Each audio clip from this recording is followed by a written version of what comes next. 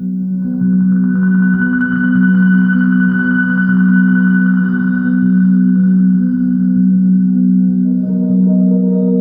ताई, श्रेया कुठे?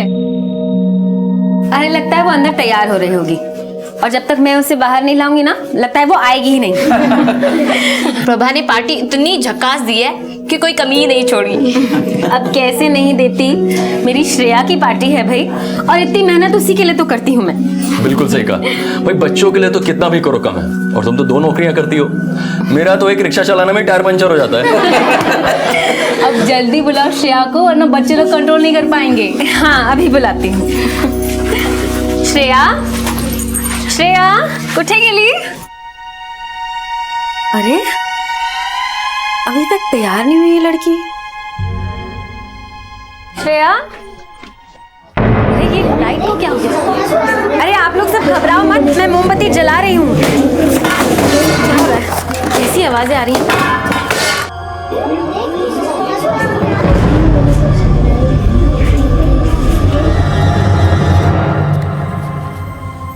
अरे भाई, बर्थडे में खर्चा अच्छा किया है तूने।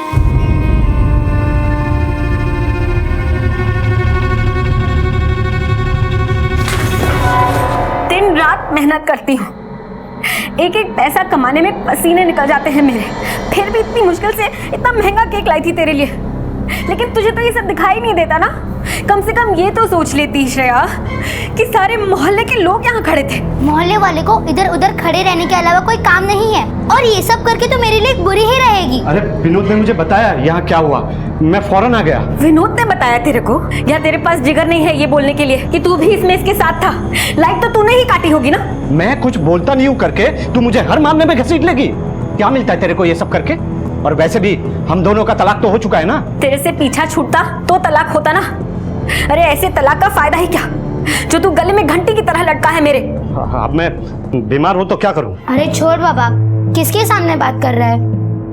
बाबा की दवाई जान पे आती है, और मोहल्ले के सामने पार्टी देकर दिखावा करना अच्छा लगता है ना। तू गप्पा बस, मदे बोलू न खुश।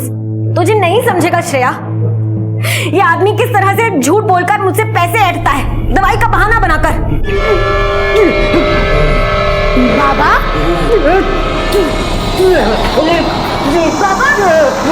बाबा आपको क्या हो रहा है? आजी जल्दी आओ, देखो बाबू का अटैक आ गया। बाबा जल्दी आओ ना। सुबह बाबा में आए थे, तुझे कुछ नहीं होगा, मैं हूं ना। श्रेया जल्दी से पानी लेके। तू मेरे सुरेश को मार के ही दम लेगी। श्रेया को हमसे अलग करके दिल नहीं भरा तेरा।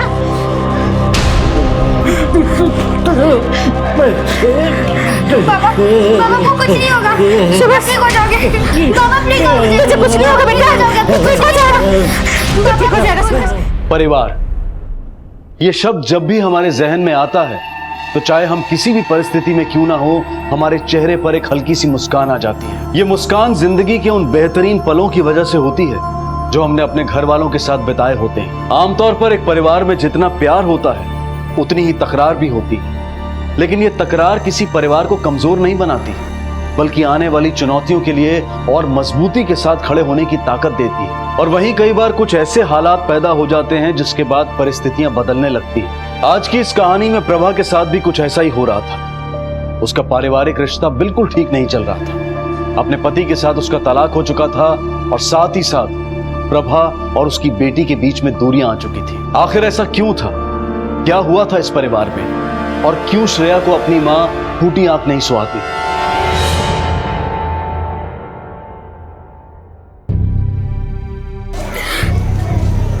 अगर प्रभा, वो बच्ची है, बच्चों से गलतियां होती हैं, उस पर इतनी सोचने की क्या जरूरत है?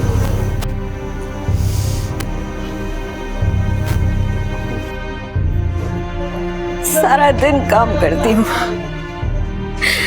और फिर रात को ये सब। मेरी तो जैसे जिंदगी ही बर्बाद हो गई है। 13 साल हो गए, काश मैंने कभी सुबह से शादी ही नहीं की होती।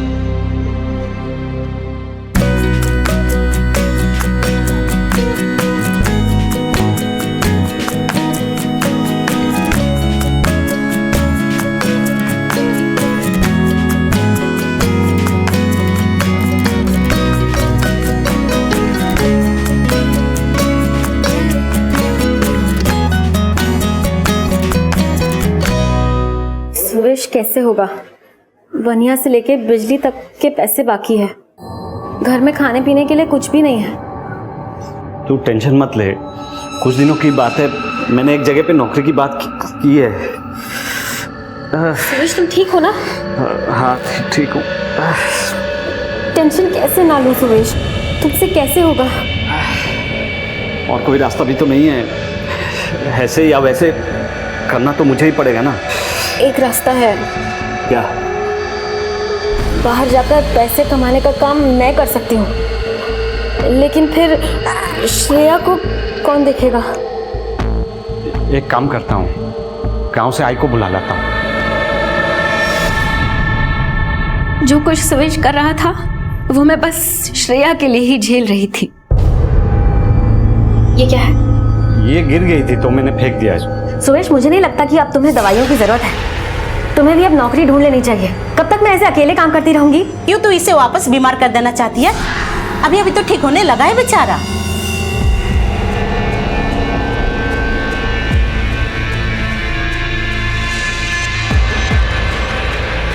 वाह यार, तुझे तो पार्टी के लिए शाम का इंतजार ही नहीं करना पड़ता।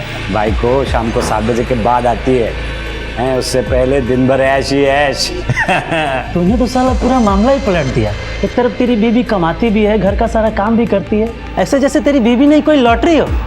तू साला घर पे ऐश कर रहा है। लोगों को बीमारी दुख देती है, पर मुझे देख, मुझसे ज्यादा सुखी इंसान देखा है कभी इस दुनिया में? है? एक बात बता, तुझे सच में कोई बीमारी है, ऐसा ही हवा बांध रहा है? मैंने अपने बीमारी को ही अपना हथियार बना लिया। 4-5 दौड़ छोड़ देता कि दौड़े पर ना कम ना हो। अब मैं इतना बीमार थोड़ी ना हूँ जितना मेरी बीवी समझती है। यार दारू खत्म हो गई यार। अरे श्रेया बेटा, दूसरी वाली बोतल ले आ। शक तो मेरे को पहले से ही था तेरे पे। अपने दोस्त के ग्लास में अपनी बेटी से दारू डलवाते हुए शर्म नहीं आई तेरे को?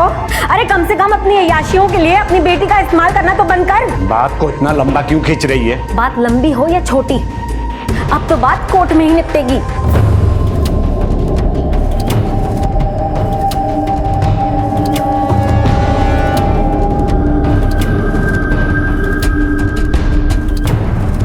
दोनों पक्ष की दलीलें सुनने के बाद कोर्ट प्रभा देशमुख को अपने पति सुवेश देशमुख से तलाक लेने की अनुमति देती है। बच्ची श्रेया देशमुख की कस्टडी मां प्रभा को दी जाती है। मैडम ऐसा मत कीजिए, मैं आपके पाँव पड़ता हूँ। Madam please madam. डिवोर्स तो सिर्फ कागज पर ही हुआ था, क्योंकि वो तो मेरे पीछे पीछे यहाँ तक आ गया। इस चौल में मैंने सोचा था कि वो कभी यहाँ तक नहीं पहुँच पाएगा और मैं अपनी जिंदगी की नई शुरुआत करूंगी। मौसी, मुझे इस बात का गम नहीं है कि वो मुझसे पैसे ऐंठता है, लेकिन इस बात का गम है कि उसने मेरी ही बेटी को मेरे खिलाफ खड़ा कर दिया। वो जानता है कि श्रेया मेरी कमजोरी है और इसी बात का फायदा उठाता है वो। भगवान पर भरोसा रख, एक दिन श्रेया को एहसास हो जाएगा कि तू उसे कितना प्यार करती है।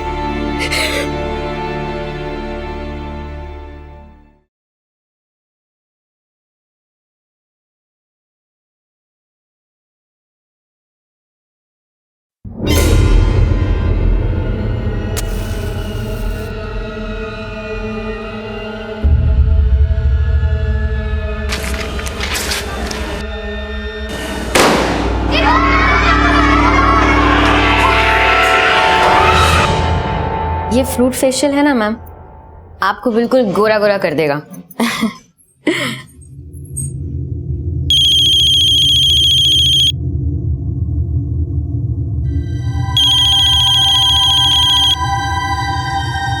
हेलो, हाँ बोला। क्या?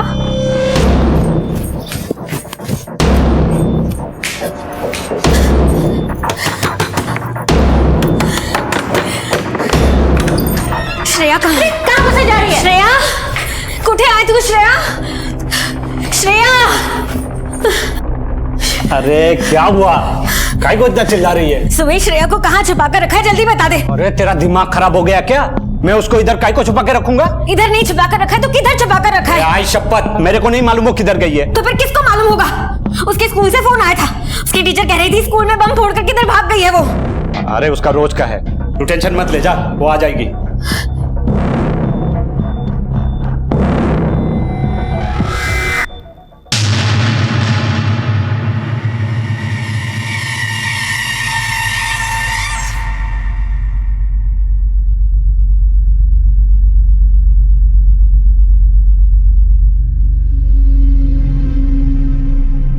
दुर्गा मौसी कहीं नहीं मिल रही है श्रेया।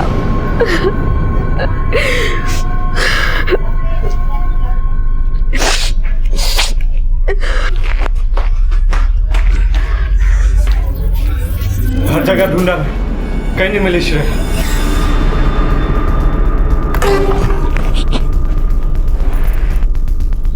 तुम लोग फिर आ गए? साहब मेरी बेटी श्रेया वो मिल नहीं रही है। तुम लोगों का रोज कुछ ना कुछ चलता है ना? साहब ये मेरी सास है, इसी ने मेरे पैसे चुराए हैं। आप एक बार इसके घर में देखिए, मेरी जमा पूंजी यहीं मिलेगी। हाँ हाँ साहिब, आप आओ और देख लो पूरा घर। मैंने चोरी नहीं की तो मैं क्यों डरूं? शिंदे बाबू जरा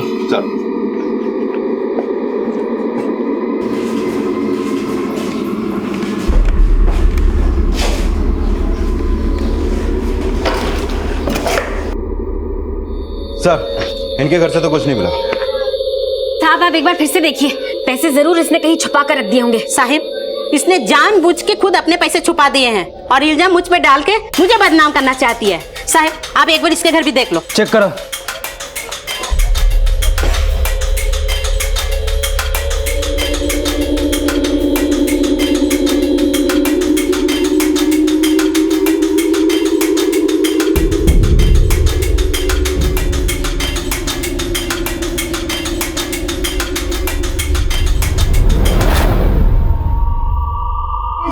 चलिए देखें।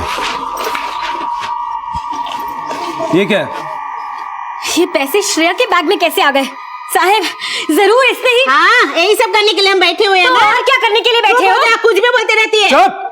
हे बघा, तुमची नाटकं बघायला माझ्याकडे वेळ नाही, अगली बार ध्यान रहे। मैं मानती हूँ कि हमने आपको अब तक बेवजह तंग किया है, उसके लिए माफी है, लेकिन मेरी बेटी श्रेया वो घर वापस नहीं आई। साहब आप उसे ढूंढो।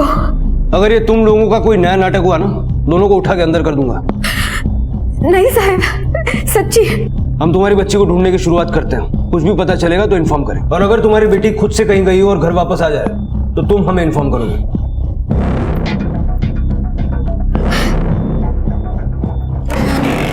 सर, ये फिर से इनका कोई नया नाटक तो नहीं है? शिंदे ये तो पता लगाना होगा, बात एक बच्ची की है। मामला अगर इनके बीच का भी हो तब भी हमें बच्ची को तो ढूंढ निकालना है। बच्ची आखिरी बार स्कूल में दिखी थी, तफ्तीश वहीं से शुरू करते हैं। अक्सर आपसी झगड़ों और बातचीत के दौरान हम ये सोचते हैं कि हमारे आसपास मौजूद बच्चे ये समझ नहीं सकते, लेकिन हम पूरी तरह से गलत हैं। इस उम्र में किसी भी चीज को समझने की लालसा अपनी चरम सीमा पर होती है। अबोध मन हमेशा अपने आसपास मौजूद हर पहेली को सुलझाना चाहता है। ये मन हर उस शब्द को अपनी गहराई में उतार लेता है जो उसके आसपास चल रहा होता है, और इस सब का असर पड़ता है उनके चरित्र पर। श्रेया ने भी बचपन से वो सब कुछ देखा था जो प्रभा और सुवेश के बीच चलता आया था, और इसी की वजह से कहीं ना कहीं वो उस तालीम से वंचित रह गई थी जिसकी वो हकदार थी। नतीजा, उसकी माँ को उसके द्वारा की गई शरारतों की खबर मिलती रहती थी। लेकिन इस बार मामला गंभीर था। स्कूल से मस्ती करके भागी श्रेया का अब तक कुछ पता नहीं चला था। आखिर कहाँ गई थी श्रेया? क्या वो सच में किसी मुसीबत का सामना करने वाली थी, या फिर ये भी उसकी कोई शरारत थी?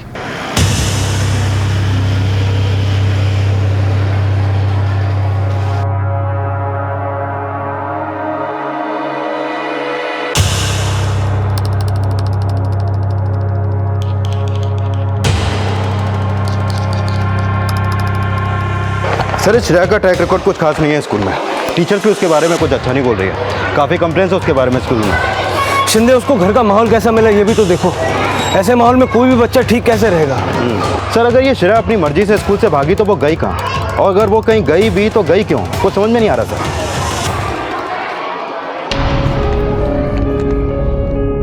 नमस्ते साहब। इस बच्ची को जानते हो? इसी स्कूल में पढ़ती है। साहब जानता हूँ साहब, ये हमेशा मेरे पास से आइसक्रीम लेकर जाती है। बहुत नटखट बच्ची साहब। कल भी इसने यहाँ से आइसक्रीम खरीदी थी। कल तो ये स्कूल खत्म होने से पहले ही निकल गई थी साहब। वहाँ रिक्शा स्टैंड से रिक्शा लिया था उसने।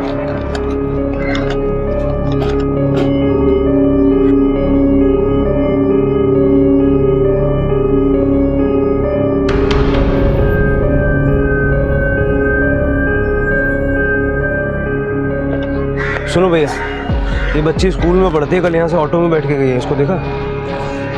हाँ साहब, ये लड़की मेरे ही रिक्शे में बैठी थी।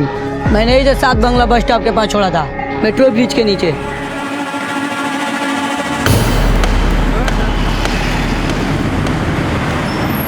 शिंदे, श्रेया 7 बंगला बस स्टॉप क्यों गई होगी? सर 7 बंगला मेट्रो ब्रिज के पास जो बस स्टॉप है उसके आसपास को सर्विलेंस सीसीटीवी लगे हुए हैं, शायद उसकी फुटेज से कुछ हाथ लगे। सारा फुटेज मंगवाओ। Okay sir.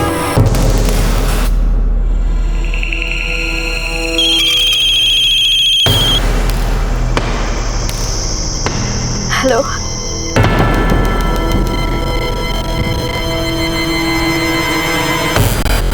सर ये देखिए श्रेया 7 बंगला बस स्टॉप पे खड़ी गई है।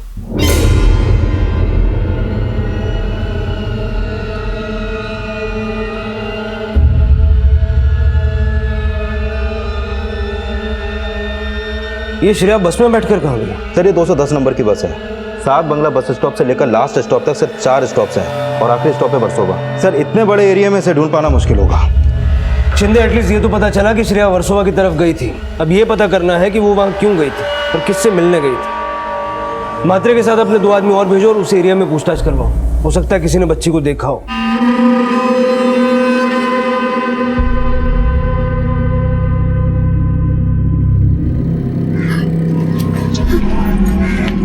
क्या हुआ प्रभा? श्रेया कुछ पता चला? नहीं अमित, लेकिन मैंने तुझे यहाँ इसलिए बुलाया है क्योंकि मुझे तेरी मदद की जरूरत है। तू मुझे कुछ पैसे देगा क्या? क्यों, क्या हुआ? वो सब मैं तुझे नहीं बता सकती, बस मुझे पैसे चाहिए। पैसे तो अभी मेरे पास भी नहीं है। होता तो मैं मना ना करता, लेकिन काफी दिनों से काम पर नहीं गया हूं ना, तो अच्छा ठीक है, अब तू जा।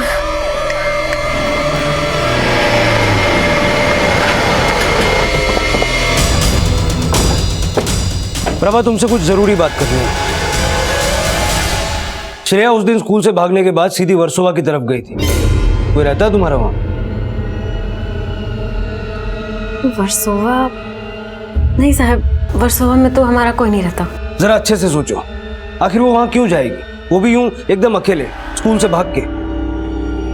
हाँ साहब, वर्सोवा में आरती रहती है, श्रेया जी मैत्रिन।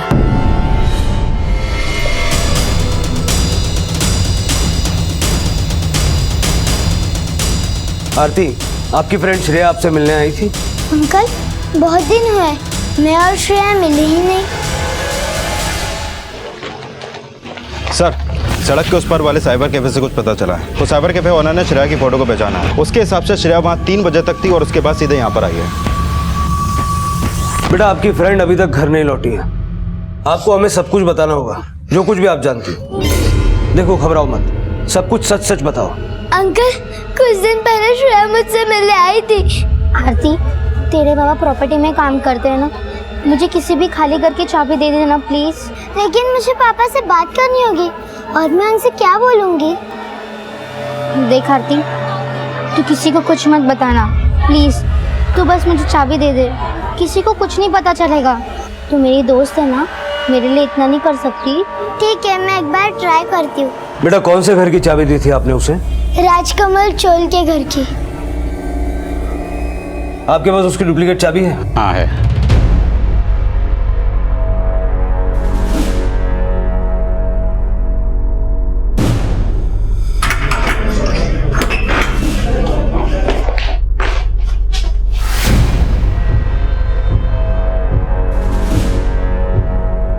तुम अंदर चेक करो।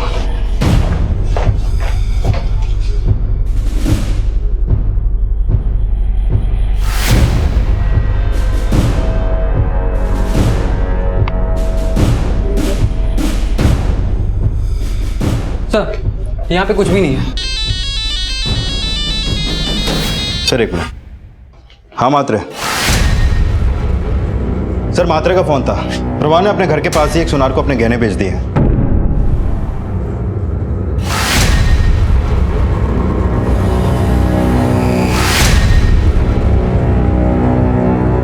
कितने मिले सारे गहनों के प्रभा? गहने? कौन से गहने? मैं तो अपने काम से वापस आ रही हूँ। प्रभा, हमारे पास गंवाने के लिए वक्त नहीं है। हम तुम्हारी बेटी को बचाकर उसे वापस लाना चाहते हैं। कहीं श्रेया के लिए कोई धमकी भरा कॉल तो नहीं आया तुम्हें? देखो प्रभा, तुम्हारे लिए ये समझना बेहद जरूरी है कि हम ही हैं जो उसको बचा सकते हैं और वापस ला सकते हैं। 50,000 मांगे साहब। फोन आया था मुझे। किसने मांगे तुमसे पैसे? जानती हो उसे? मैं नहीं जानती साहब, बस फोन आया था और कहा कि 50,000 रुपए देना पड़ेगा और श्रेया उनके पास है और अगर नहीं दिए तो वो श्रेया को मार देंगे। इसी बात का शक था। वैसे इस किडनैपिंग के पीछे कोई ऐसा भी है जिसकी तुम कल्पना भी नहीं कर सकते। कौन? शायद इस किडनैपिंग के पीछे तुम्हारी बेटी श्रेया खुद है। क्या?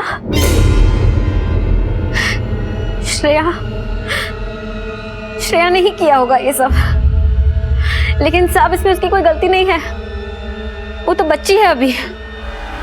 ये सब उसको सुवेश ही सिखाता है, झूठ बोलना, पैसे ऐंठना, इन सब कामों में सुवेश ही उसकी मदद लेता था।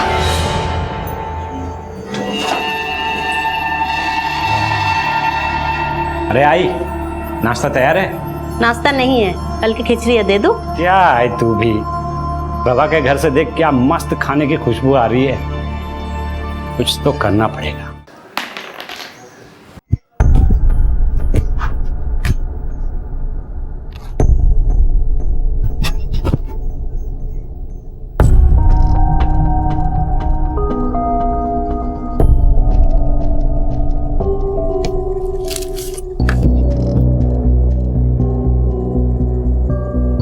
बाबा, ये आप क्या कर रहे हो? बहुत भूख लग रही है बेटा। कमजोरी के हमारे चक्कर से आने लगे। वो किस्मत में अगर ये कचरे से खाना चुनना लिखा तो क्या कर सकते बेटा। तेरी आय तो पैसा नहीं देगी ना मुझे खाना खाने के लिए। पिछले 7 दिनों तक एक दवाई तक नहीं खरीद पा रहा हूँ। पता नहीं अब कितना दिनों तक जिंदा रहूंगा मैं। ये आप छोड़िए, चलिए मेरे साथ।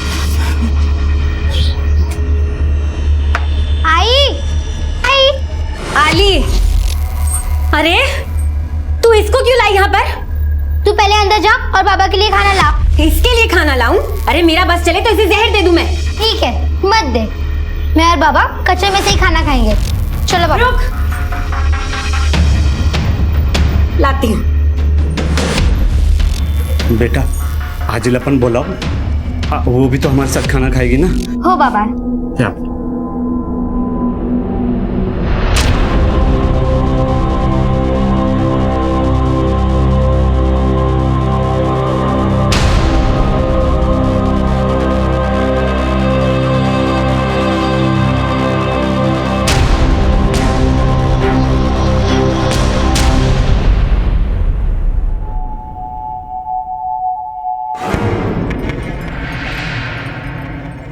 आई, लगता है वो लेनदार आ रहा है। अब क्या करेगा तू? हाँ, एक आइडिया है। वो लोग एक बीमार आदमी पे तो हाथ नहीं उठाएंगे। चलो 1 मिनट के लिए मान भी लेते हैं कि वो पैसे के लिए एक बीमार आदमी का धुलाई कर देगा, लेकिन एक बच्ची पे हाथ नहीं उठाएगा, है ना? रुक, मैं आता हूं। अरे श्रेया सुन, इधर आ। एक काम है, आजा आजा। क्या हुआ बाबा? चल ना, चल इधर आ। चल, रुक। चल तू ना बेटा यहाँ लेट जा, ठीक है? क्या हुआ बाबा? आप मुझे यहाँ लिटा क्यों रहे हो? बेटा तेरे बाबा को ना एक आदमी को पैसे देने हैं। उस आदमी को अगर बाबा ने पैसे नहीं दिए ना, वो आदमी बाबा को बहुत मारेगा। तू चाहती है बेटा बाबा को कोई मारे? तो ले जा, ले जा।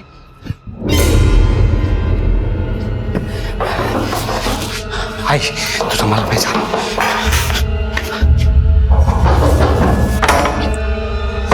अरे कौन है? काकी, सुरेश को बाहर भेजो। हम लोग जानते हैं कि वो अंदर ही है। आज मैं अपने पैसे लेकर ही जाऊंगा। वो तो बहुत बीमार है बेटा। हम लोगों ने तुमसे पैसे उधार लिए हैं, थोड़ी दिन में लौटा देंगे। श्रेया,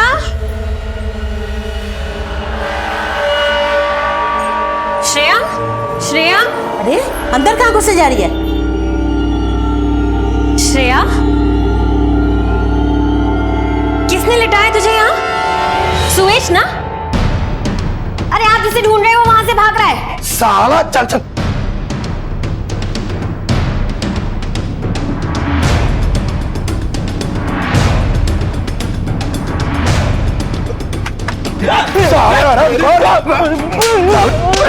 पैसे नहीं दे रहा। मेरे पापा को, वो बीमार है, छोड़ो उनको। पापा छोड़ो उनको। पापा, अरे छोड़ मुझे। पापा, तू बहुत बुरी है, कहीं जाकर मर क्यों नहीं जाती? फिर इसके बाद श्रेया बिगड़ गई साहब। घर से पैसे चोरी करना, झूठ बोलना, इतनी छोटी सी उम्र में सब गलत काम सीख गई थी वो। तुम्हारा फोन।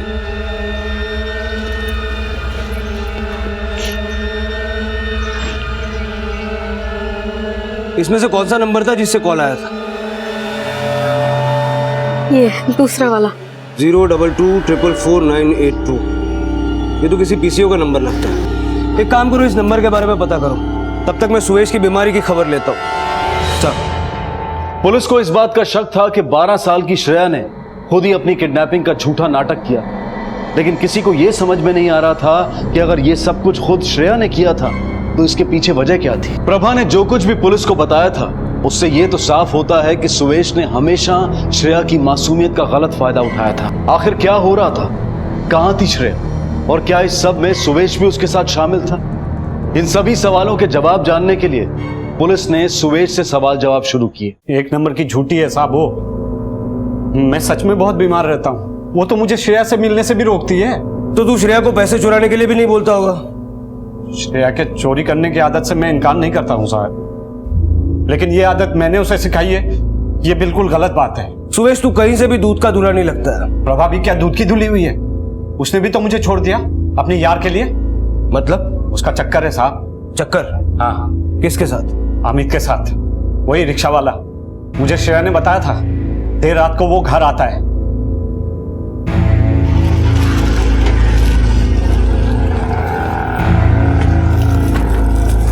सुनिए, 022444982।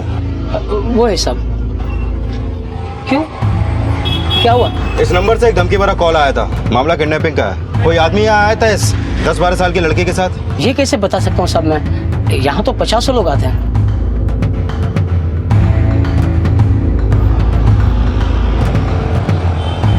सर, यहाँ से तो कुछ भी पता नहीं चला है। हाँ, मैंने भी सुवेश से पूछताछ की। श्रेया की माँ प्रभा का एक नया एंगल सामने आया है। शिंदे, कहीं कुछ ऐसा तो नहीं जो हमें नजर नहीं आ रहा? सर, अब तो ये कहना भी मुश्किल है कि श्रेया ने खुद ही ये सब प्लान किया है या फिर किसी और का भी हाथ है इसमें। एक काम करो, इस अमित के बारे में और पता लगाओ।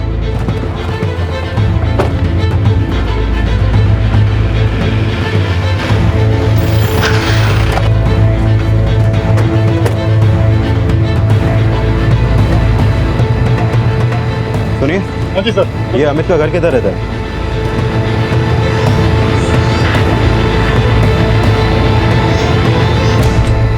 सुनिए, ये अमित का घर कहाँ है? यहाँ से राइट। Thank you.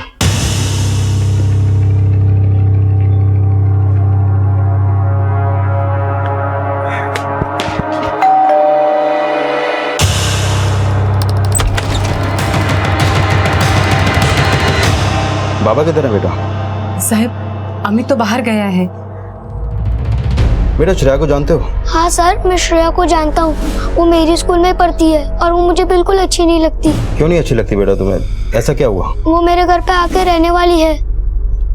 तुम्हारे घर में? क्यों बेटा? मेरे बाबा और उसकी यहाँ शादी करने वाले हैं। सर, ये प्रभा का अफेयर कहानी में एक नया एंगल जोड़ रहा है। हाँ, इस अफेयर के बारे में सुवेश ने भी बताया था, जो उसे श्रेया से पता चला। अमित के बेटे को भी ये बात मालूम है, बस प्रभा ने ये बात हमसे खुद छुपा के रखी। अमित और प्रभा को लेकर आओ। साहब, हम दोनों एक दूसरे को पसंद करते हैं, लेकिन इसका मतलब ये नहीं है कि मैं श्रेया को कुछ कर दूंगी। सबसे ज्यादा प्यार मैं श्रेया से ही करती हूँ। पर श्रेया तो तुमसे नफरत करती थी। तेरे और अमित के चक्कर के बारे में भी उसे पता था। इससे तेरा मोटिव और स्ट्रांग हो जाता है। और तू बिना ब्रेक लगाए सारी कहानी फटाफट बता।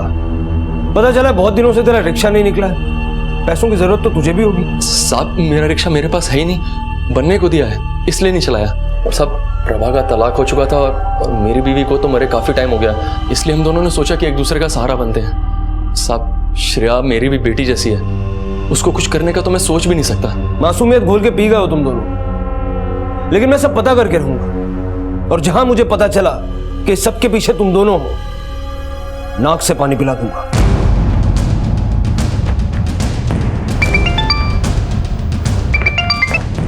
हाँ बोल। ठीक है, वहां पहुंचते हैं। सर, चारकोप नाले के पास एक बच्चे की लाश मिली है। चलो।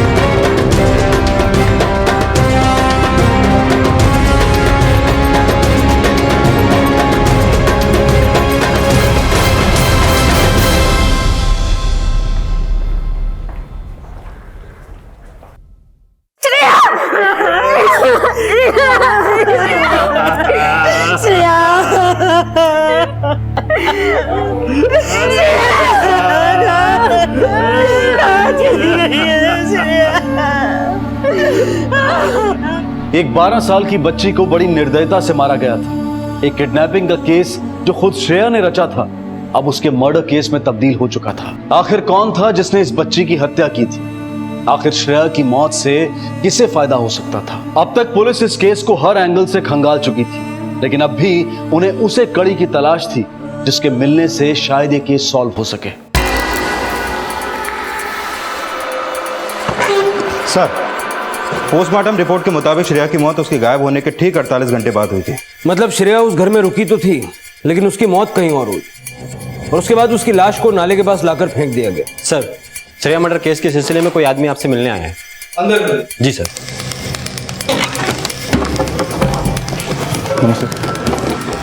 साहब मैं किशोर साहब, कांदीवली में पंचर की दुकान पे काम करता हूँ सर। इस केस से तुम्हारा क्या लेना देना? साहब 5 तारीख को एक आदमी की गाड़ी की पीछे वाली सीट पे मैंने इस बच्ची को देखा सर। गाड़ी का पंचर तो साहब मैंने ही बनाया था, लेकिन साहब उस समय जब इस बच्ची को देखा तो लगा सो रही थी।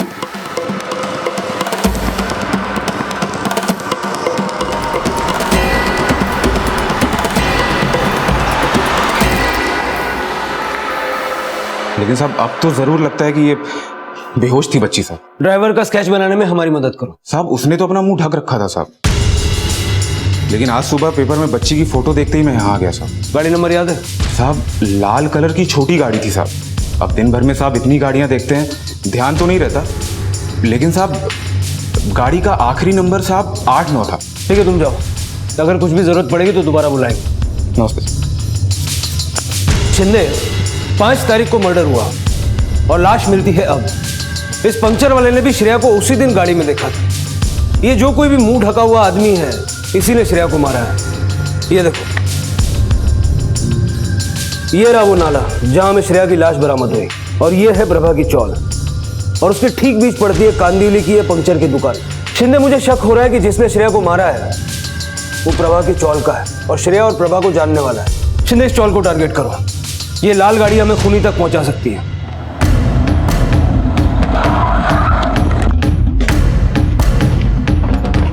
रुके, यहाँ कोई लाल कलर की गाड़ी देखी तुमने जिसका लास्ट नंबर 8-9 है?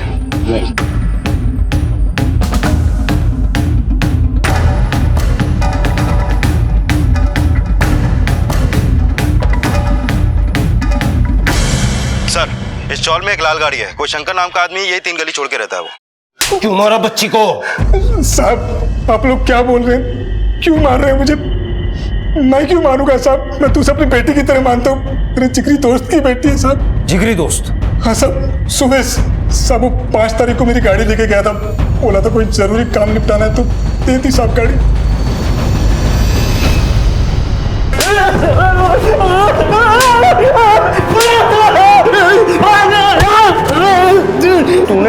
अपनी बेटी को। चल बोल बोल, वरना उल्टा लटका के मारूंगा।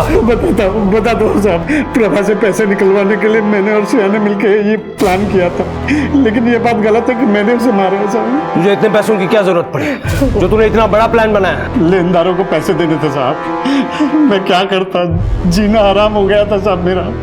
फिर श्रेया ने झट से एक घर का इंतजाम कर लिया। प्लान ये था कि पैसे मिलने तक वो उस घर में ही छुपी रहेंगी, लेकिन उस दिन मुझे ऐसा लगा जैसे कोई मेरा पीछा कर रहा है, शायद कोई लेनदार। जब भी मुझे ढूंढने कोई लेनदार आता, श्रेया घर में मेरी जगह सो जाती थी।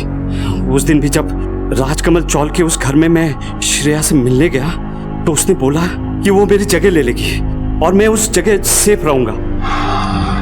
ठीक है। मैं जब अगले दिन वापस अपने घर आया तो मैं खुद ये देखकर हैरान हो गया कि श्रेया की लाश मेरे ही बिस्तर पर पड़ी थी। श्रेया?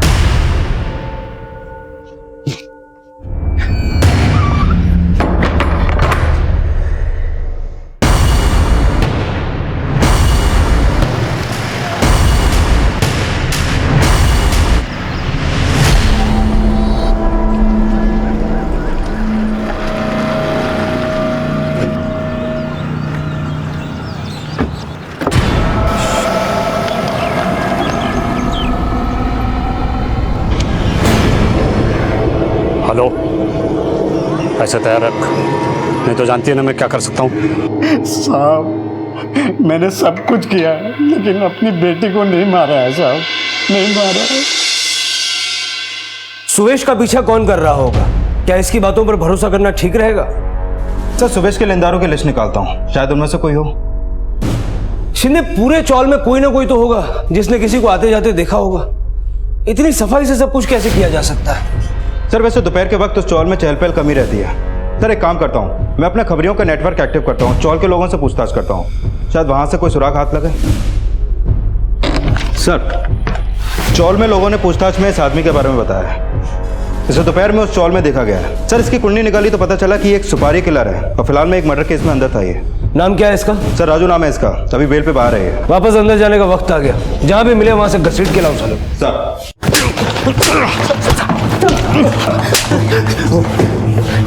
सर बोल, मैं ही मारा था छोकरी को, मुझे पैसे मिले। किसने दिए थे पैसे? साहब मुझे पैसे वो जिंदगी भर मैं अपने बच्ची के प्यार के लिए तरसती रहूंगी। मुझे कभी अपनी बच्ची का प्यार मिला ही नहीं अमित।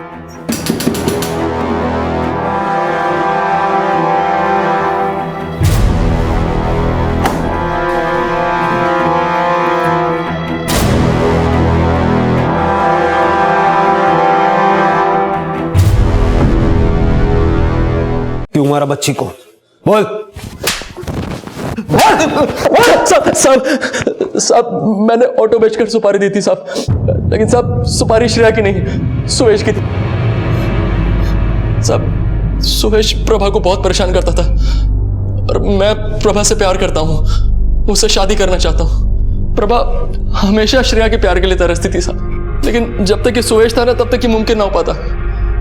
इसलिए प्रभा की खुशी की खातिर मैंने सुवेश को रास्ते से हटाने का सोचा था। उस दिन क्या हुआ था? मुझे नहीं पता था कि ये बाप बेटी अपना ही प्लान बना रहे हैं। हम लोगों ने पूरी प्लानिंग की थी। मैं वहां घर के बाहर ही खड़ा था, राजू सुवेश को मार देता और सारा किस्सा खत्म। लेकिन साहब उस दिन एक अलग ही किस्से की शुरुआत हो गई।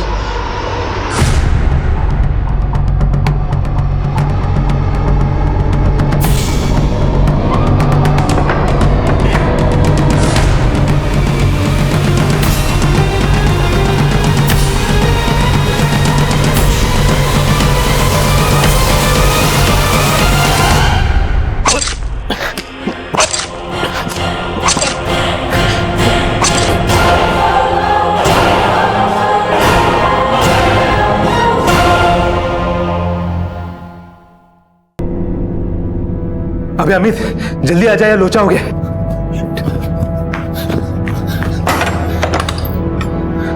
श्रेया! श्रेया! ये कैसे? अबे ये क्या करवा दिया तूने? मालूम है कितना बड़ा कांड हो सकता है। अब मैं यहां से निकलता हूं, तू अपने संभाल ले।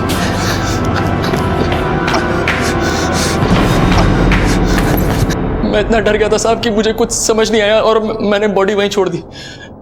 मुझे लगा बॉडी सुवेश के घर से मिलेगी तो बाद में फंसेगा भी वही, और फिर बाद में मैं प्रभा को सुवेश के खिलाफ भड़काकर अपना रास्ता साफ कर लूंगा।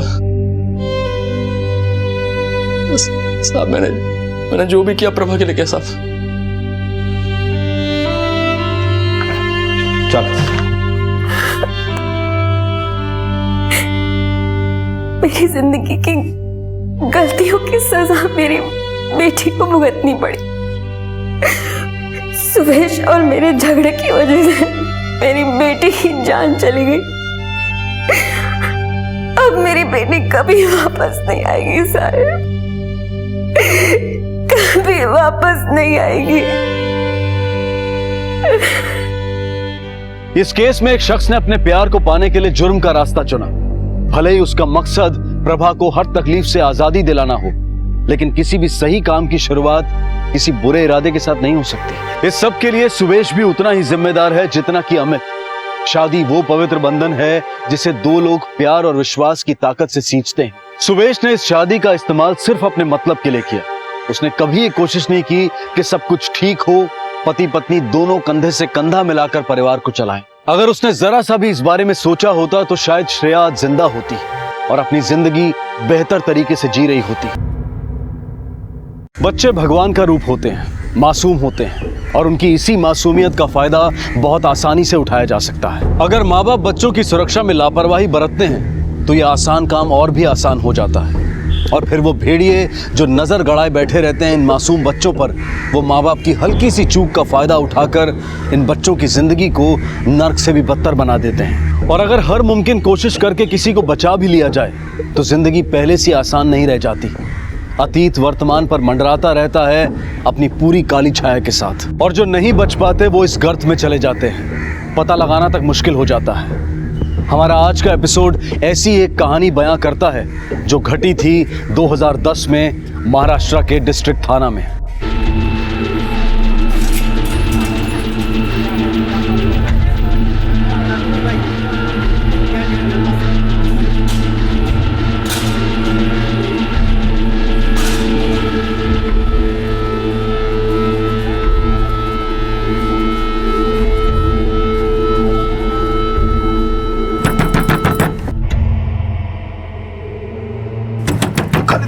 आ रहा हूँ भाई, आ रहा हूँ।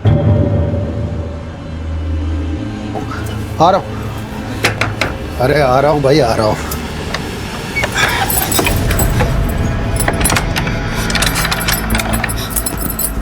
कुछ तो गड़बड़ किया है ना तू? गड़बड़? कुछ तो लफड़ा किया है तू, नहीं तो ऐसा कैसे होता? बच्चे लोग को खाना दिया मैं, और क्या किया मैं? तेरे को पता है पुलिस ढूंढ रही है तेरे को बस्ती में। पुलिस? मैं आते वक्त वो किराना वाले से पूछ रहा था तेरा नाम लेके, किधर को रहता है।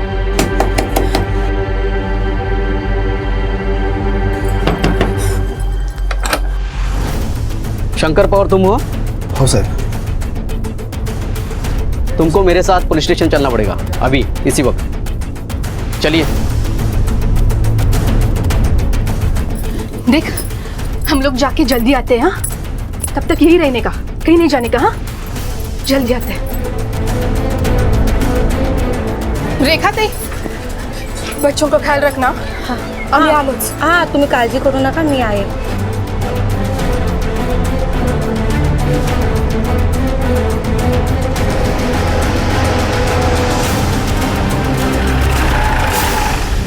हम लोग को यहाँ क्यों बुलाया साहब? 6 साल पहले आपका बेटा गुम हुआ था ना?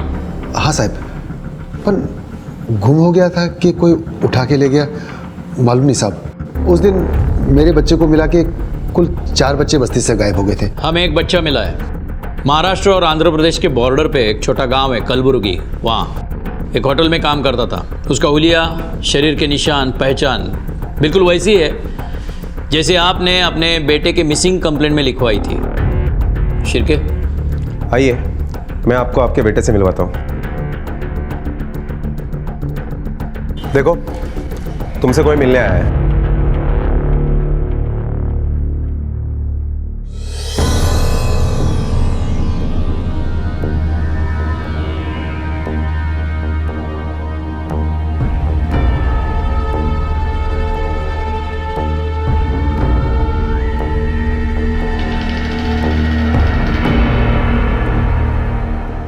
आपने लिखवाया था ना कि आपके बच्चे के कान के पीछे एक बर्थ मार्क है, जाकर देखिए।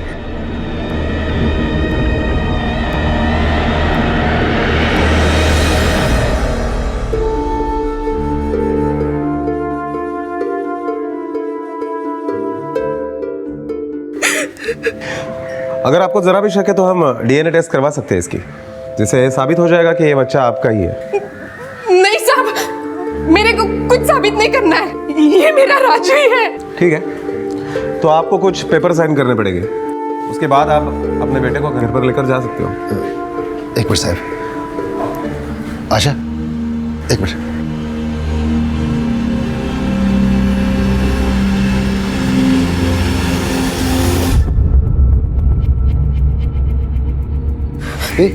किधर से तेरे को ये अपना राजू लगता है? उसके कान के पीछे निशान देखा? अपने राजू के कान के पीछे भी ऐसा ही निशान था। दुनिया में 1000 बच्चों के कान के पीछे ऐसा निशान होगा तो क्या सब अपने बेटे हैं? मैं ऐसे मवाली को घर ले जाने वाला नहीं हूँ। तेरे को वो नहीं चाहिए, लेकिन मेरे को वो चाहिए। उस दिन और 3 बच्चे गायब हुए थे ना, उनके माँ बाप आज तलक रो रहे हैं। देखा ना कैसे तड़प रहे हैं। उन किस्मत वाले हैं इसलिए अपना बच्चा अपने को मिला। मैं राजू को घर लेकर ही जाएगी। यहाँ साइन कीजिए।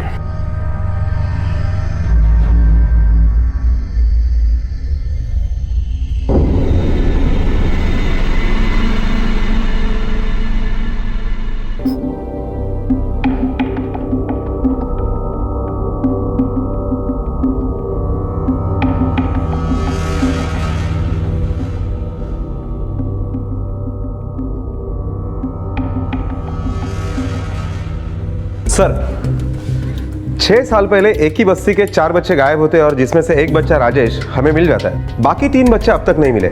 सर, मुझे नहीं लगता कि ये कोई किडनैपिंग की केस है, क्योंकि अब तक फिरौती की कोई मांग की नहीं गई है। शिर्के, हम इस केस की फाइल को वापस खोलेंगे। राजेश एक जैकपॉट की तरह हमारे हाथ लगा है। ये एक ऐसी कड़ी है जो दूसरी कड़ियों का पता बता देगी। बाकी बच्चों के माँ बाप को भी बुलाओ और इस केस के सारे डिटेल्स रेडी करो। Okay sir.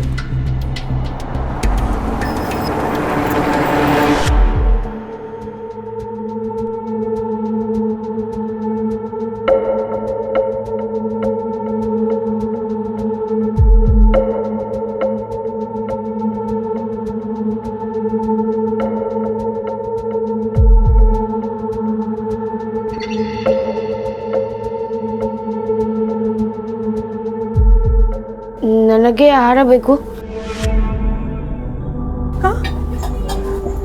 क्या? खाना खाना, भूख लगा है मेरे को. अब खिलाती हूँ.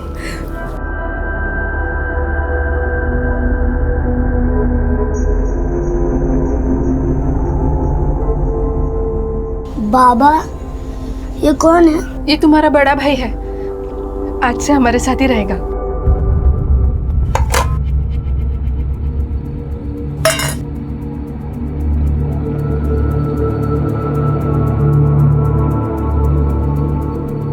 धीरे खाना बेटा.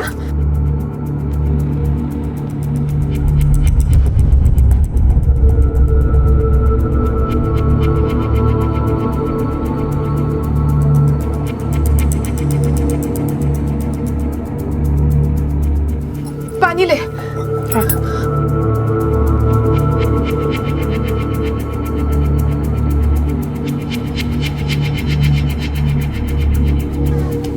चलो बच्चों. ओ अन्ना, बीड़ी मिलेगी क्या? बीड़ी बीड़ी बीड़ी? यहाँ कोई बीड़ी नहीं पीता है और तुम भी मत पीना, समझा?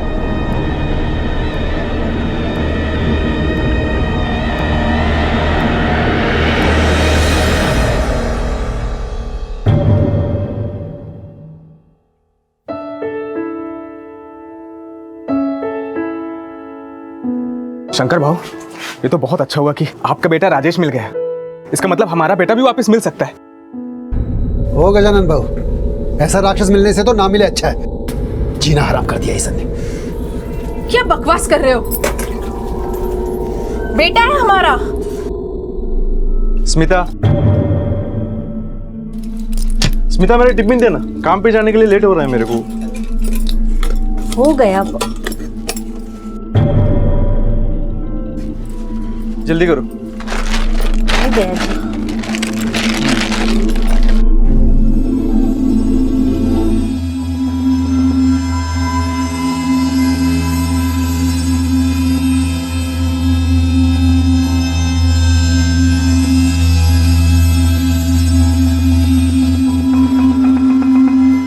साहब, हम दोनों के बेटे भी शंकर के बेटे के साथ ही गायब हुए थे।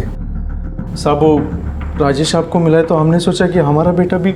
हम पूरी कोशिश करेंगे कि आपके बेटे भी मिल जाए, लेकिन इसके लिए हमें आप लोगों के मदद की ज़रूरत है।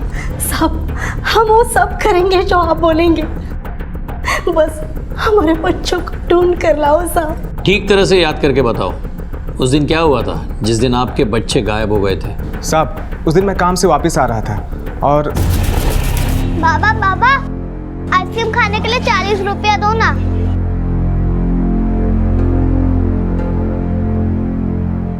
उसके बाद वो आया ही नहीं। साहब, उस शाम मैं ऑफिस से घर आ रहा था तो चारों बच्चे ग्राउंड पर खेल रहे थे साहब।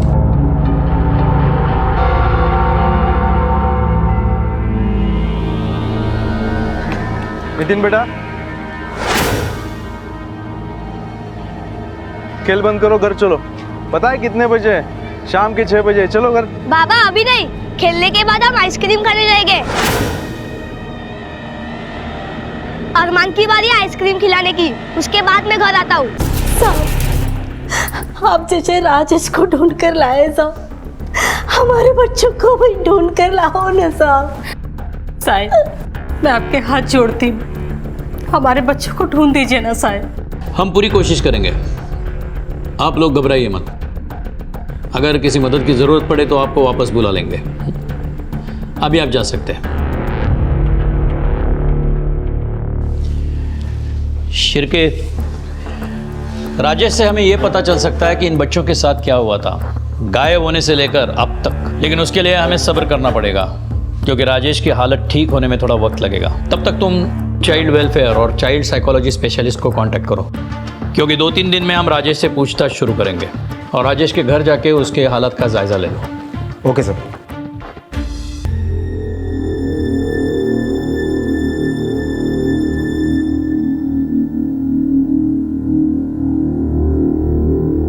और लेके आओ उस मवाली को घर पे। कुतरिया साला, बोला था इसको, वो अपनी औलाद नहीं हो सकती है। ये पुलिस भी अपने गली डाली है उसको, और इसको भी मां बनने का बहुत भूत चढ़ गया था। साहब, ये देखो साहब क्या किया उस राक्षस ने, मेरे को और मेरे बेटे दोनों को मारा साहब। कल को वो किसी का खून करेगा देखना। मैं उस जानवर को पुलिस चौकी लेके आने वाला था पर भाग गया साहब। भाग गया? कहाँ भाग गया? पता नहीं साहब, लेकिन देखो साहब मेरे बेटे को क्या हाल कर दिया। इसको भी बहुत मारा साहब, वो राक्षस है साहब, वो राक्षस है साहब। सुनिए, किसी लड़कों को यहाँ से भागते हुए देखा? नहीं। विनोद, देखा मैं क्या बाजूला बघा, सुन का मैंने माझ्यावर चला। मैडम, यहाँ से छोटे बच्चे को भागते हुए देखा आपने? नहीं। सुनिए, किसी लड़के को यहाँ से भागते हुए देखा है? हाँ शिरके, बोलो। सर, उस लड़के के बारे में अब तक कुछ इन्फॉर्मेशन नहीं मिली। उस बच्चे को बीड़ी पीने की आदत है, पान टपरी के आसपास ढूंढो, शायद वहीं मिलेगा। Okay sir. रिका में सर, पान टपरी के आसपास ढूंढो उस लड़के को। Okay sir. काका, यहाँ से किसी बच्चे को भाग के जाते हुए देखा?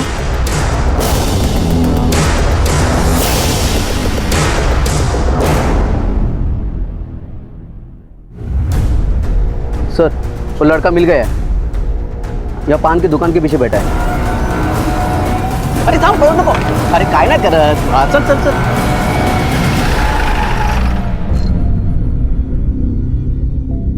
राजेश बेटा, इससे पहले तुम्हें जहां से लाए थे तुम कहाँ थे? तुम्हारे साथ तुम्हारे 3 दोस्त भी थे ना? अब वो लोग कहाँ हैं? अच्छा ये बताओ, आइसक्रीम खाने के बाद तुम लोगों को क्या हुआ था? बोलो राजेश, बोलो बेटा। बोलो राजेश, कुछ तो बोलो। कहाँ है तीनों? हाँ? इंस्पेक्टर साहब, कई वर्ष बीत चुके हैं, पता नहीं इन लोगों ने क्या क्या देखा होगा। इस सब से बाहर आना इसके लिए थोड़ा मुश्किल होगा, 6 साल हुए गायब हुए। अगर और कुछ वक्त गया तो ऐसा ना हो कि बाकी बच्चों को बचाना मुश्किल हो जाए।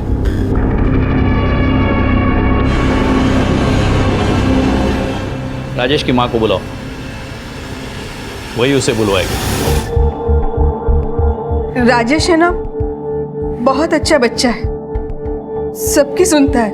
और उसके दोस्त है ना सब, नितिन, अविनाश, अरमान, ये भी बहुत अच्छे बच्चे हैं सब।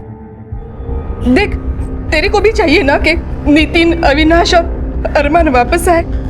ये अंकल उनको लाएंगे जैसे तेरे को लाए। देख, यहाँ देख, बोल ना, उस दिन क्या हुआ था? कहाँ गए थे तुम लोग? राजेश बेटा बोलो, होटल से पहले तुम कहाँ रहते थे?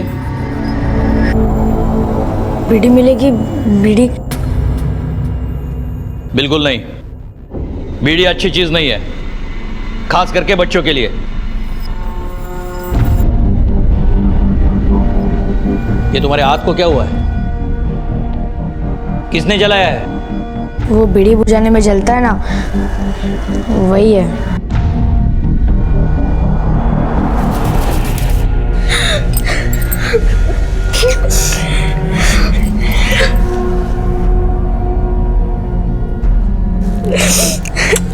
रो मत बेटा, आई है ना तेरी।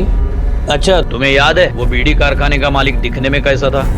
आंख कैसे थी, नाक कैसा था, तो बता पाओगे? बता सकता हूँ।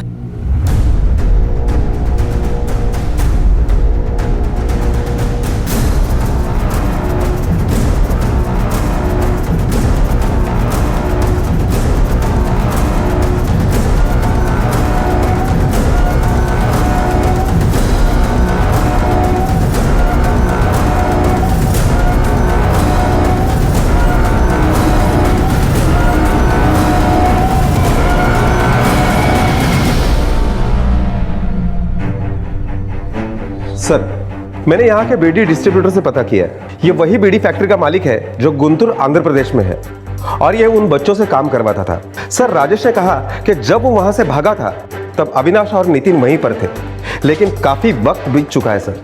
पता नहीं आज 6 साल बाद अविनाश और नितिन कैसे दिखते होंगे। शिरके, तुम गुंटूर पुलिस हेडक्वार्टर से कांटेक्ट करो और आज ही वहां जाने के लिए निकलो। Okay sir.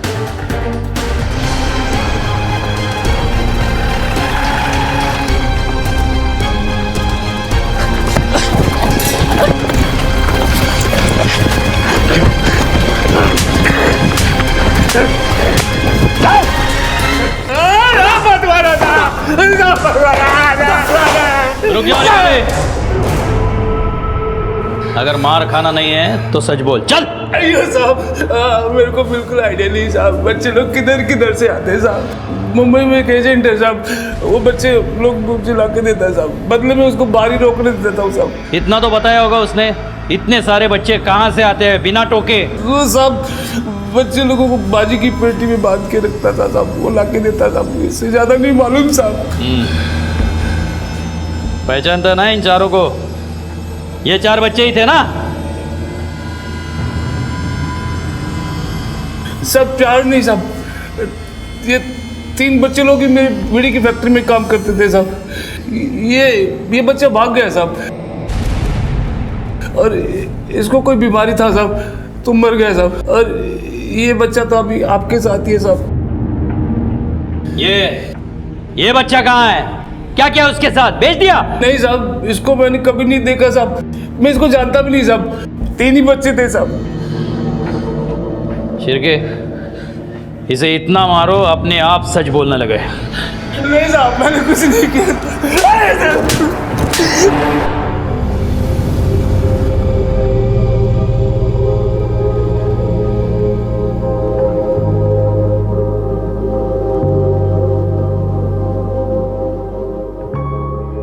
अब आप अविनाश को घर ले जा सकते हैं।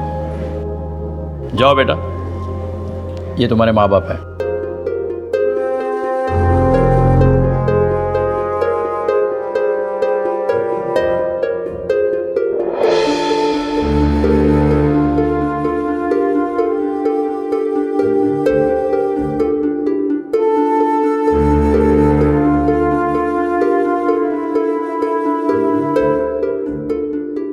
कहते हैं नाउम्मीदी से इंतजार भला, लेकिन ये नाउम्मीदी अशोक और स्मिता की जिंदगी का सच बन चुकी थी, क्योंकि नितिन अब कभी वापस नहीं आने वाला था। 6 साल पहले गायब हुए 4 बच्चों में से 2 बच्चे मिल चुके थे और एक के कभी ना मिलने की खबर आ चुकी थी। साहब मैं रजिया है और ये मेरे शौहर असलम है। साहब 6 साल पहले बस्ती में 4 लड़के गायब हुए थे, उसमें मेरा बेटा भी था। मुझे मालूम चला है कि कुछ बच्चे वापस आए हैं करके। क्या नाम है तुम्हारे बच्चे का? अरमान। फोटो। हाँ। साहब ये। अच्छा, ये चौथा लड़का अरमान आपका बेटा है? हाँ साहब। आपका फ़ोन नंबर एड्रेस ढूंढने की बहुत कोशिश की हमने, किसी को पता नहीं था। साहब वो भाड़े का घर था, इसलिए 1 साल में खाली करना पड़ा। मकान बनवा भी सकता था, पर मैंने नहीं बनवाया। दिन रात रोती थी अरमान को याद करके। अच्छा, जब आपने अरमान को आखिरी बार देखा तब क्या हुआ था, कुछ याद है? हाँ साहब याद है। अम्मी। हाँ बेटा। पैसा देना, आज सबको आइसक्रीम खिलाने का मेरा बारी है। अरमान किधर से लाऊं हर दूसरे दिन तेरे लिए पैसे? अम्मी दो ना, दोस्तों के सामने मेरा कचरा हो जाएगा। आज ही मेरा बारी है, दो ना अम्मी, दो ना। अरमान एक बार नहीं बोला ना तो नहीं।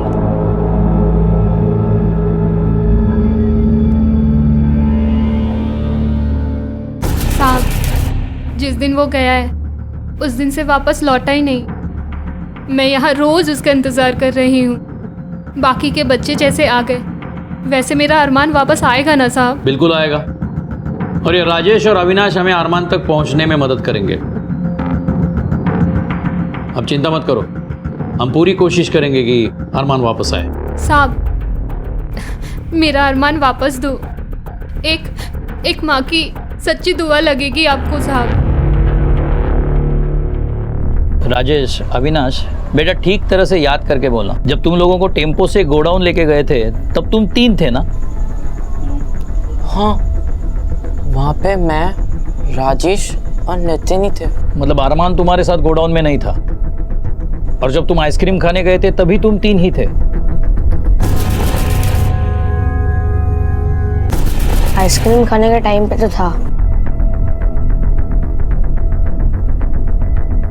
और वो गोडाउन, बीड़ी फैक्ट्री का मालिक बोल रहा था वो वाशी में कहीं है, उसका कुछ याद है?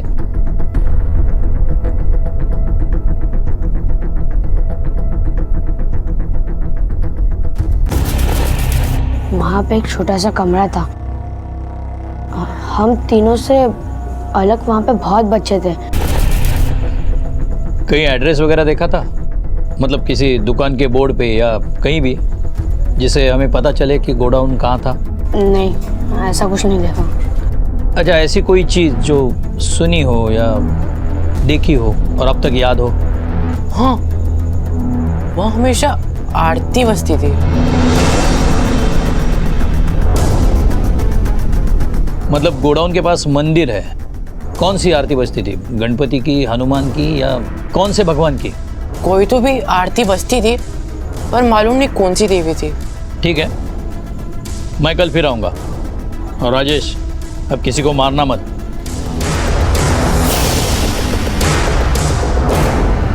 शिरके, पता करो वाशी के आसपास ऐसे कितने सब्जी के गोडाउन हैं जिनके पास देवी का मंदिर है। मुझे कल तक डिटेल्स चाहिए। Okay sir. सर, जैसा राजेश ने बताया, वाशी में एक सब्जी मार्केट है जिसके पास मंदिर भी है। हाँ, उसके डिटेल्स हमें जल्दी पता चलेंगे। Okay sir. सर, हमारे खबरी ने वाशी के एक गोडाउन की हिस्ट्री निकाली है जिसके पास देवी का मंदिर भी है। सर, इस गोडाउन में कबूतरबाजी से लेकर ह्यूमन ट्रैफिकिंग, खरीद फरोख्त के मामले भी सामने आए। उस गोडाउन पे रेड मारने की तैयारी करो, हम आज ही एक्शन लेंगे। Okay sir.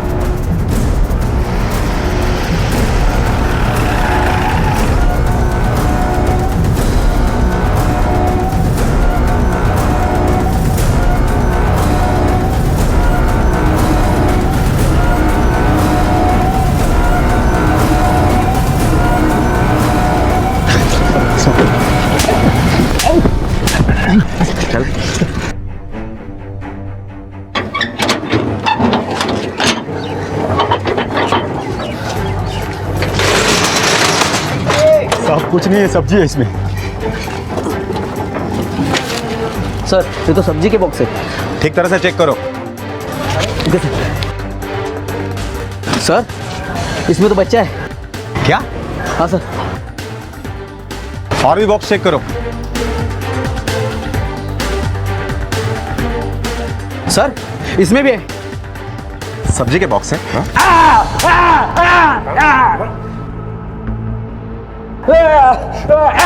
बोल। साहब मेरा काम बच्चे लोग को वहाँ से उठा के जो बोली हुई जगह वहाँ छोड़ने का था साहब। मैंने कुछ नहीं किया साहब, मैं कुछ नहीं जानता है साहब। उन मासूम बच्चों को तू सब्जी भाजी की तरह खरीदता और बेचता था, हाँ? तू ऐसे नहीं बोलेगा, तेरी जुबान मुझे ही खोलनी पड़ेगी। साहब मुझे मत मारो साहब, मैं आपको सच सच बताता हूँ साहब। उधर वसई गांव में वहाँ एक आइसक्रीम वाला साहब, वहीं से बच्चे उठाता था साहब। शिरके ये आइसक्रीम वाला कौन है, इसका हमें पता लगाना पड़ेगा, क्योंकि इस ड्राइवर के मुताबिक वही बच्चों को अगवा करता था। आइसक्रीम से लेके गोडाउन तक की कड़ी यही है, और वो आदमी भी जिसकी हमें तलाश है। हाँ सर, क्योंकि राजेश और अविनाश के कहने के मुताबिक अरमान आइसक्रीम खाते वक्त तो उनके साथ में ही था, लेकिन गोडाउन में नहीं था। शायद ये भी हो सकता है कि उसे दूसरी जगह पर भेज दिया गया हो।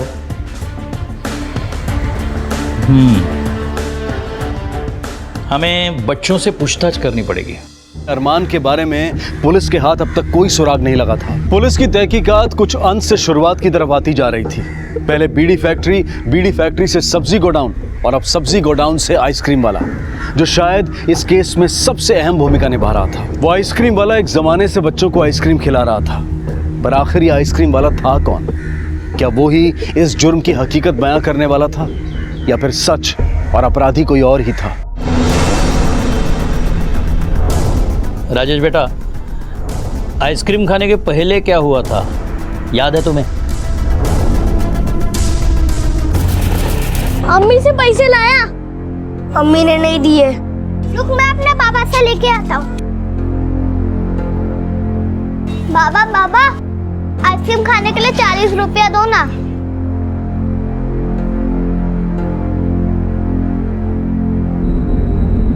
ये देखो बाबा ने पैसा दिया आइसक्रीम खाने का। चलो चलो चलो चलो चलो चलो।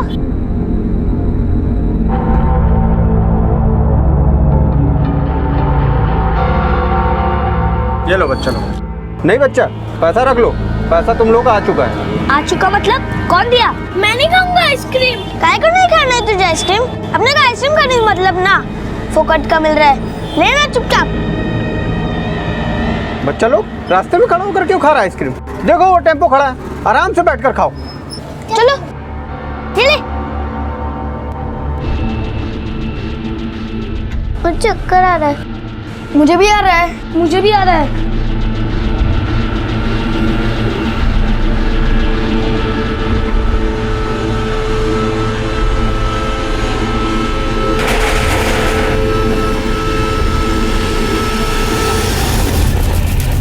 राजेश बेटा, उस रात तुम लोगों ने आइसक्रीम खाया था, उस आइसक्रीम वाले की शक्ल याद है तुम्हें? याद है। 6 साल पहले देखा था तुमने, फिर भी अगर किसी ने पूछा तो ठीक तरह से बता पाओगे? वैसे याद नहीं भी होता, पर बाद में मैंने सोचा कि जिसके वजह से हमारी इतनी तबीयत खराब हुई उसको कैसे भूल सकता है मैं। जहाँ भी दिखेगा ना वो मस्त खर्चा पानी देगा मैं उसको। शिरके, स्केच आर्टिस्ट को बुलाना।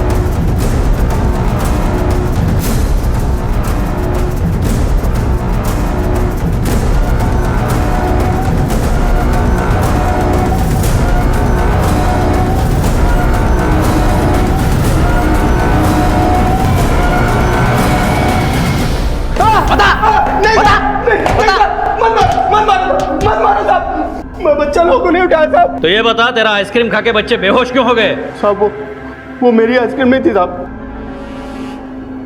मतलब? वैसे तो बच्चे लोग रोज आइसक्रीम खाने के लिए पैसे लाते थे साहब, पर उस दिन एक आदमी ने मेरे को 100 का नोट दिया साहब और 4 आइसक्रीम भी दिया उन 4 बच्चा लोगों को देने के लिए साहब। कौन था वो? शक्ल नहीं पहचानता साहब। 100 का नोट दिया साहब, मैंने सोचा बच्चा लोगों का बाप होगा साहब। तूने सोचा?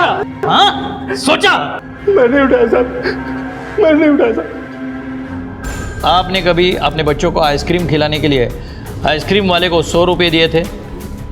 साहब मैं समझा नहीं। बच्चों के हाथ में पैसे देने के बजाय क्या तुम्हें सीधे आइसक्रीम वाले को पैसे दिए थे? नहीं साहब, मैंने तो हमेशा नितिन को पैसे दिए जब भी उसने मांगे। तो फिर आपके बीवी ने दिए होंगे? वो नहीं देगी साहब, वो तो अरमान को आइसक्रीम खाने से रुकती थी, कहती थी दांत खराब हो जाएगा, पेट खराब हो जाएंगे। सब वो तो मैं ही था कि मैंने कहा कि बच्चे हैं खाने दो। शिरके, ये बाप वाले एंगल से भी कुछ नहीं मिला, किसी ने पैसे नहीं दिए, कुछ गड़बड़ है। सर मुझे लगता है ये आइसक्रीम वाला झूठ बोल रहा है, क्योंकि ऐसा सेम केस नासिक में भी हुआ। 6 बच्चे आइसक्रीम खाने गए और जिसमें से एक भी बच्चा वापस घर नहीं लौटा। नासिक पुलिस के पास उस सस्पेक्ट का स्केच भी है। अगर वो और ये एक ही आदमी निकला तो ये कंफर्म हो जाएगा कि आइसक्रीम वाला बाप वाली बात झूठ बोल रहा है। शिरके, नासिक पुलिस से सब इंफॉर्मेशन स्केच मंगवा लो और आते ही विजुअलाइजेशन आर्टिस्ट को भी बुलाना। Okay sir. अरमान का अभी तक कुछ पता नहीं चल पाया था। एक बात जरूर पुलिस के काम की थी, ऐसा ये केस नासिक में भी हुआ था और उसके संदिग्ध का चेहरा नासिक पुलिस के पास था। दूसरी तरफ पुलिस के हाथ एक अलग ही पहलू लगा था, जिसके मुताबिक इन बच्चों के पिता में से किसी एक पर पुलिस का शक गहरा हो सकता था। आप राजेश के क्या लगते हैं? मैं उसका मामा लगता हूँ साहब। बहुत दिनों से आपको एक बात बताना चाहता था, लेकिन बहन का घर टूटेगा इसलिए चुपचाप था। लेकिन आप इतनी कोशिश कर रहे देख के मुझे लगता है कि आपको बात बतानी चाहिए। बोलो, क्या बताना चाहते हो?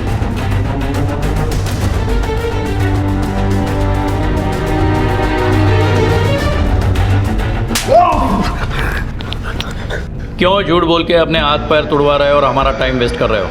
हमें पता है तू राजेश को किसी अमीर आदमी को गोद देना चाहता था। तुझे राजेश पहले भी और अब भी नहीं चाहिए था। अब साहब बता दे, राजेश का पीछा छुड़वाने के चक्कर में तूने अरमान के साथ क्या किया? कैसे कोई बाप अपने बेटे के लिए ऐसा सोचेगा? वो तो वो टाइम मेरे पास नौकरी नहीं थी, खाने के वाले थे, इसलिए। क्या क्या है क्या ये? हाँ, 2 पैसे के लिए अपने बच्चों को बेच रहे हो? तुम्हें कुछ शर्म है कि नहीं? पेट ज्ञान से नहीं रोटी से भरता है, समझे भाऊ? नौकरी और पैसा दोनों नहीं है मेरे पास। उसको इधर भूखा मारने से अच्छा है उसकी जिंदगी बन जाए उधर, समझे? अरे कितने दिन खाओगे इस पैसों से? मैं तुम्हें पैसे देता हूँ घर चलाने के लिए। तुम पहला काम ये करो कि तुम एक नौकरी ढूंढ लो और ये फालतू के धंधे बंद करो, समझे? कुछ साहब मजबूरी सब कराती है। कैसे अपने बेटे को भूखा रोता देखता। उसके बाद तो नौकरी भी मिल गई, पर राजेश गायब हो गया।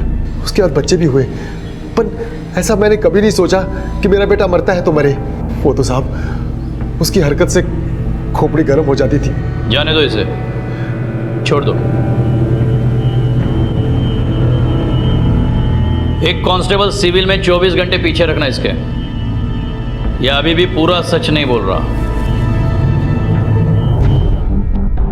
सर नासिक पुलिस स्टेशन से स्केच आ गया है। ये वो सस्पेक्ट है जिसे बच्चे बुजुर्ग सब चाचा कह के बुलाते हैं। शिरके, इस चाचा के स्केच पे जरा काम करो। स्केच आर्टिस्ट को बुला और इसकी दाढ़ी हटाने को बोलना। ठीक है सर।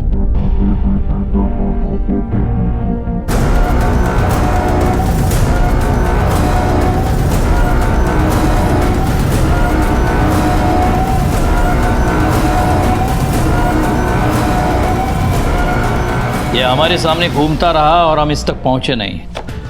खैर, देर आए दुरुस्त आए। शिरके, नासिक पुलिस को कांटेक्ट करो और कहो उनका चाचा हमारा भी मेहमान है और हिफाजत से है। ठीक है सर।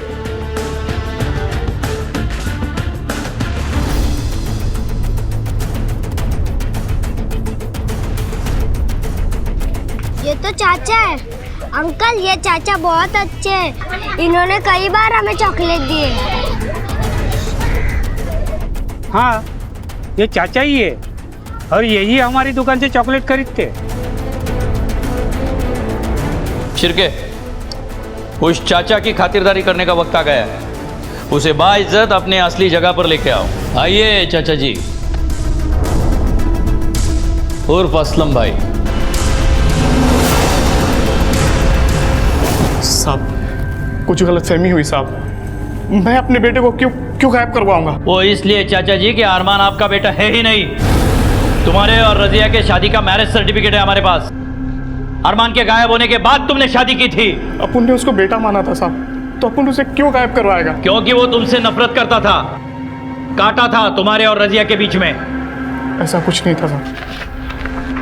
ये देख, ये मैं नहीं हूं साहब। इसको समझाओ ये कहाँ है और किसे बेवकूफ बना रहा है। बोल बोल बता दो सब बता दो। साहब अपन को रजिया से मोहब्बत हो गई थी, पर साहब वो निकाह के लिए मना कर रही थी साहब, अरमान के वजह से। अपन ने अरमान से बात किया साहब। अरमान बेटा कितना अच्छा हो है कि तू, मैं, रजिया सब साथ में हो। वो तुम्हारी अम्मी और मैं तुम्हारा अब्बू। मुझे ऐसा अब्बू नहीं चाहिए, मतलब नहीं चाहिए। अरे अरमान बेटा सुनो तो बेटा। मुझे बच्चे की डिलीवरी देनी थी, तो मैंने लिस्ट में अरमान का भी नाम डाल दिया। सोचा कुछ पैसे बन जाएंगे और मेरे और रजिया के बीच का कांटा भी निकल जाएगा। तो मैंने टेम्पो वाले को फ़ोन किया और फ़ोन करके जगह और टाइम बता दिया।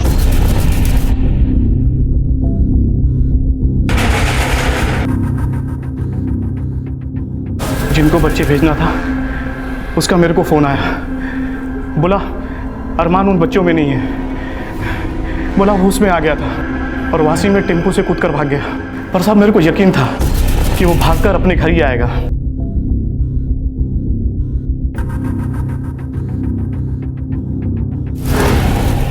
ले जाओ इसको। चल चल।